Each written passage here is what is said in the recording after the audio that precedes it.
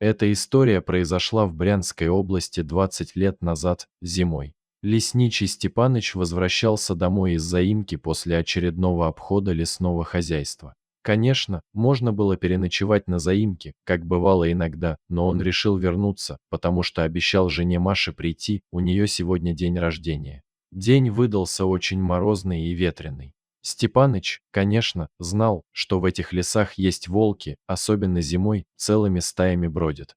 Вчера на поляне следы видел. Волки умные и хитрые животные. Увидев след волка, простой человек подумает, что это один зверь прошел. А вот Степаныч, с 20-летним стажем лесника, сразу понимал, что не один зверь прошел, а целая стая. След в след шли.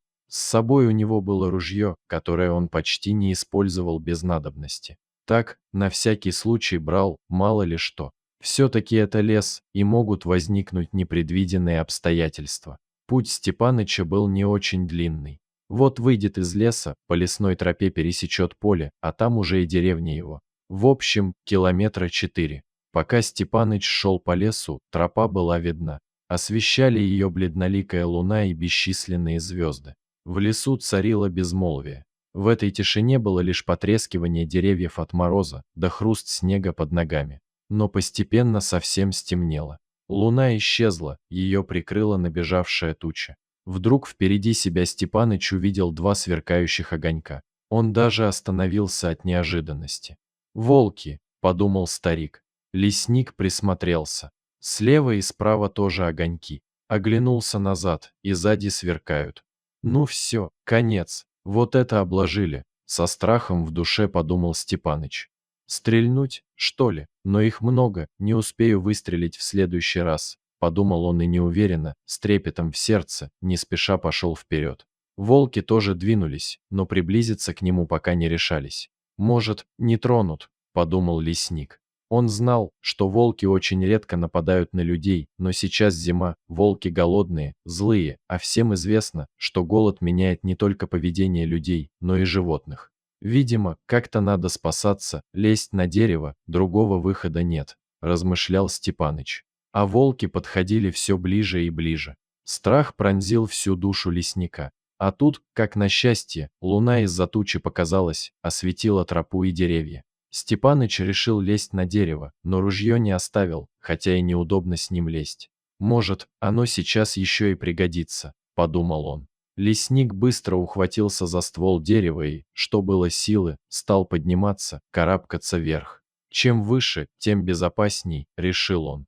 Нащупал ногой небольшой сук, который не дал ему сползти вниз, ведь зимой ветки хрупкие, а тут Степанычу повезло. Волки и опомниться не успели, как ушла от них добыча. Не добраться им до нее. Старик взобрался наверх, присел на одну из веток, более толстую, обхватил ствол обеими руками для надежности и невольно стал рассматривать своих преследователей. Сначала к дереву подошел матерый огромный волк, видимо, вожак стаи. Стал обнюхивать следы Степаныча вокруг дерева, а потом подошли и другие волки.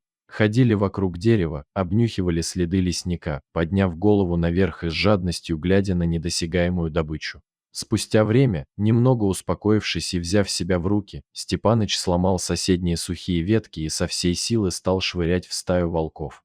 Волки задвигались, но не ушли. Тогда Степаныч выстрелил вверх из ружья, но сильно покачнулся, и ружье выпало у него из рук прямо на землю.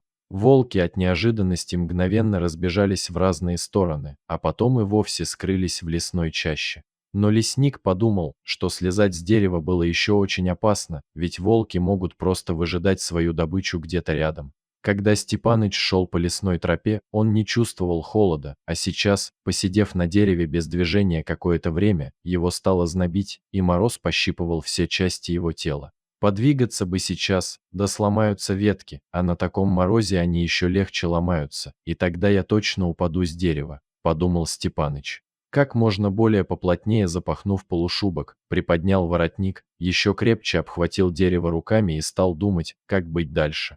Лесника от холода стало клонить в сон. Он понимал, что спать нельзя, но против своей воли начал сладко дремать, что отбирало его силу.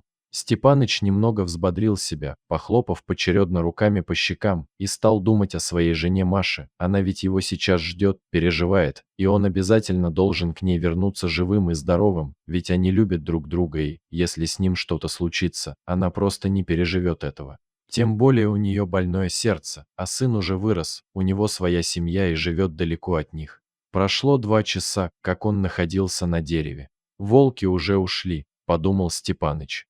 «Сейчас я только переведу дух и буду спускаться вниз», — сказал себе лесник. Собрав последние силы и волю в кулак, хватаясь за ствол задубевшими руками и опираясь ногами, он стал спускаться вниз. Степаныч видел, кроме многочисленных следов вокруг сосны, один глубокий след, который вел в чащу леса. «Ушли след в след, строем», — подумал Степаныч и успокоился. Он спустился, поднял ружье, которое его выручило на этот раз, и, еле передвигаясь одеревеневшими ногами, вышел из леса и пошел по полю. Уже светало, но деревня еще спала. Ни дыма над крышами не видно, ни собачьего лая не слышно, и только в окне его дома горел свет. Его до сих пор ждала любимая жена Машенька, так он ее называл. Вот такая вот история приключилась с лесником Степанычем. Дорогие зрители, если вам понравилась эта история, обязательно поставьте палец вверх и поделитесь этим рассказом со своими друзьями. Если вы впервые на этом канале и еще не подписаны на него, рекомендую подписаться прямо сейчас, чтобы не пропустить очередную захватывающую историю.